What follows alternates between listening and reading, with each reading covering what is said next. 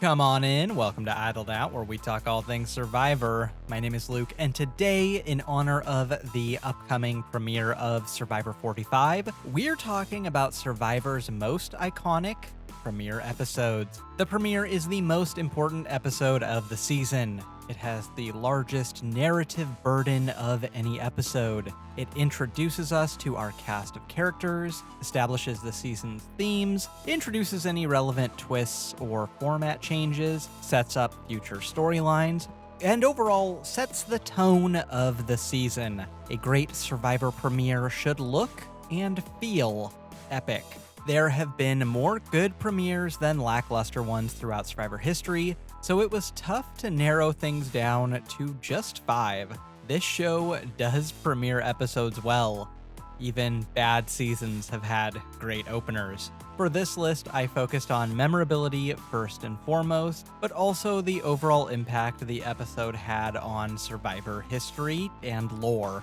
For episodes where the first 2 episodes aired together on premiere night, your Kageons, Game Changers, Ghost Islands, I counted both episodes as one, because they were the premiere together.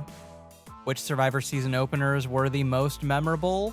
Let's find out as we dig into the most iconic premiere episodes in Survivor history. At number 5 is Survivor: Winners at War. Before Fire Tokens, The Edge of Extinction, and the nightmarish Boot Order, the premiere of Survivor's first and only all-winner season kicked things off in appropriately epic fashion, properly feeling like what the season was, a celebration of 20 years of Survivor history. We needed a palate cleanser after Survivor Island of the Idols, and boy, did they give it to us. This premiere is so iconic to me because it really did feel like the season that fans had dreamt of for 20 years. And the opening boat ride in and the champagne toast is the most hype moment in Survivor history. It's everything you could want. There are a lot of little callbacks for the hardcore fans, and we get to see the formation of the sorts of all-star alliances fans dream about. An old-school alliance of Rob, Parvati, Danny, and Ethan? Yes. A reconciled Tony and Sandra working together? A Geek Squad team-up of Sophie and Yule? Yes! There's a solid balance of strategy and characters, and it's nice to catch up with some of these legendary figures from Survivor's past that we haven't seen for 10 years or more. And it's fun to see who changes their strategy and is able to adapt to the faster era of Survivor. The 2-part premiere concludes with the brutal elimination of Amber, setting the tone of this season as the most cutthroat season since Amber won. The episode is a sincere celebration of 20 years of Survivor history, and most importantly, it lived up to the expectations fans had. This felt like the epic season that fans had Brant Steeled for years. What happens when you put Ben and Boston Rob on an island together? Exactly what you think. Then you're on the receiving end of Boston Rob's like magic, and you're like, yeah. At number 4 is Survivor Kageon. This 2-parter was an instant classic when it debuted, but I think later this became the episode that launched a million new fans, courtesy of Netflix. This episode really kicks into high gear once we hit Luzon Beach. It may be my favorite episode 1 shelter building segment of all time. This is a segment the show understandably tries to yada yada now, but they make a meal out of this one, as nuclear engineer Jatia takes charge and leads her tribe to destruction. On its own, the first hour is an entertaining introduction to the characters and tribal dynamics, but there's a reason CBS aired episode 1 and 2 together. Hour 1 is good. Hour 2 has the funniest elimination of all time. Jatia is all but certainly going this round until Garrett locks the tribe down at camp. Boston Rob he ain't. In protest of her impending elimination, Jatia throws the tribe's rice in the fire, only for her tribe to somehow turn around and actually spare her, voting out Garrett instead, their biggest guy with idol in hand. In a premiere with plenty of Tony, Cass, and Morgan, all all-stars in their own right, Jatia completely steals the show and the rice. Completely iconic. There's no way to watch this and not immediately need to see more. At number 3 is Survivor's original premiere, Survivor Borneo. This is the episode that launched an empire and created reality TV as we know it today. This, poor sound, shaky camera, awkward Jeff, and yet to an entire generation of TV watchers, nearly every frame of this episode is embedded in their memory. From the very beginning, as Jeff narrates the premise of the show as Kageon and Toggy scramble around him, one thing is clear. No one had ever seen anything quite like this. There's an amateurish charm to the entire season, but episode 1 is particularly quaint, and I mean that as a compliment. The show's production values would ramp up dramatically in season 2, but it's quite clearly finding its footing in season 1 and especially in episode 1. Some of the confessionals are just casually given at camp, some of the audio is barely audible, and the show's coverage of the immunity challenge is laughably bad. But where the episode excels is introducing us to the characters, especially Toggy. Who could forget Rudy's morning workout routine where he casually lays out his entire game in between push-ups? Or Rich's smarmy tribal delegating from the tree like some petty tyrant? Sonia cheerfully playing Bye Bye Blues on her ukulele only for the tribe to vote her out the next day.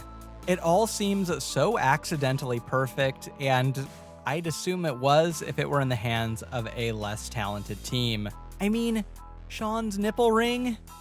What better introduction to his character could there be? No one could ever accuse this episode of being technically polished, but it is nevertheless the perfect introduction to Survivor, the game, the characters, all with the promise of bug eating to come in the next episode. If a premiere's goal is to make you want to see more, America was hooked. Like a ring through Sean's left nipple. At number 2 is the premiere of Survivor Heroes vs. Villains. More than any other All-Stars season, the premiere of Heroes vs. Villains establishes, then leans into its premise. What if we put the 9 most heroic players in Survivor history and Candace against the 10 most diabolical villains? For the first time in its history, the show really leans into its legends and lore. Coming into Survivor All-Stars, the likes of Rich, Tina, and Rudy felt like true reality show All-Stars. Coming into Heroes vs. Villains, the likes of Boston Rob, Tom, and Parvati feel like titans the Greeks might have worshipped.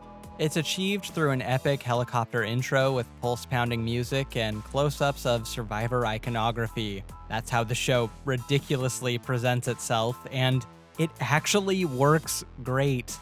The show believes in itself, and so we do too. The opening challenges are both fittingly epic, but the 2-hour, 1-boot runtime gives the episode time to both establish long-term storylines and also give us the cross-season interactions we're clamoring for. In a 1-hour episode, you would not get Boston Rob and Sandra making fun of Coach to his face. The episode is infinitely better for that breathing room. There's a little too much Russell for my taste, and the sugar vote-off is a predictable end to an otherwise perfect episode, but it promises an epic showdown of good versus evil that the season would most certainly go on to deliver. Plus, teeter-totter. The most iconic Survivor premiere of all time, in my opinion, is the premiere of Survivor Pearl Islands. Let me be clear, if you don't like this episode, then this show just isn't for you. It opens with a classic shipwreck-style marooning with the players getting stranded in just the clothes on their backs, and then never lets up.